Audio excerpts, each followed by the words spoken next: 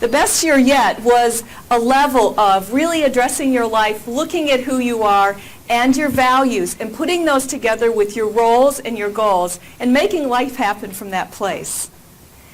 This process is one that takes you a level deeper, beyond your roles, beyond all your titles, into that place of really who you are. And I designed this in the corporate world along with the lines of emotional intelligence, where now corporations, Lakeland Regional especially, has been bringing emotional intelligence into the workplace, which means that you're bringing the whole person into your workplace. So we don't just want the head with legs running around. We want the heart. We want the gut. We want the soul. We want all of you here. And so that's what this is about. The best of life, meaning you at your best, at your highest level.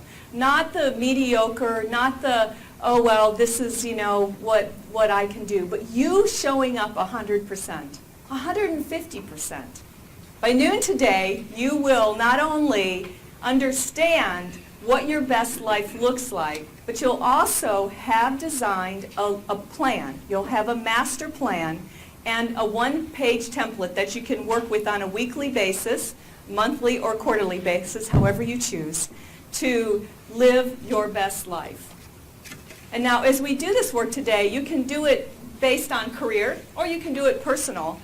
There is a section in the back where you can work both on your goals, personal and business. So I invite you to just kind of make this as personal as you can, whether you're going to apply it to work. Again, when it comes to the emotional intelligence, we're talking about the whole being. So we're talking about you as an individual without your roles and goals to begin with.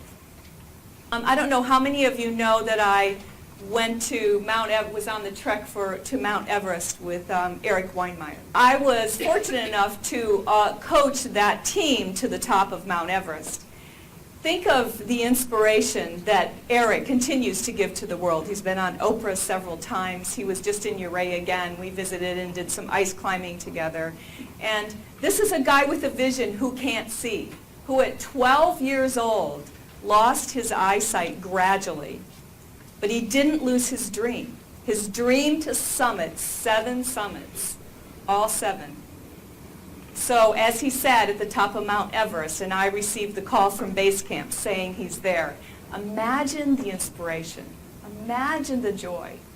This guy who had a vision he couldn't see what was at the top of the world, but his vision was his passion.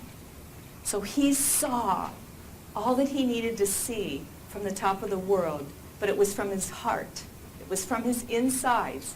It was from who Eric is. So today, I want you to walk away with your life in your hands on a new level with who you are from that place of vision, of passion, of those things that you don't look at and say, well, that's silly for me to think that I could work that way, or my career could be that way, or my colleagues could have this kind of reputation, or we could take Lakeland Regional to this place on the planet. I want you to really allow yourself to play with those dreams, those visions that you have. How many people would think it's silly, it's crazy? When I was talking about going to Mount Everest and coaching this team, I thought, how silly, how stupid. He can't even see and he's going to go to the top of the world? What's the point? How many times have you done that to yourselves? Oh, it's silly that I want this kind of life, or I want to excel this place in my career. How many times have you squelched those callings, those voices, those passions, those desires? So today I want you to let those go and really delve in and let yourself touch that part of you that has that vision that may seem outrageous, crazy, insignificant. It wouldn't work. Because Eric, as he rode his bicycle at 12 years old into cars and running into trees, he kept riding his bike because he had a vision.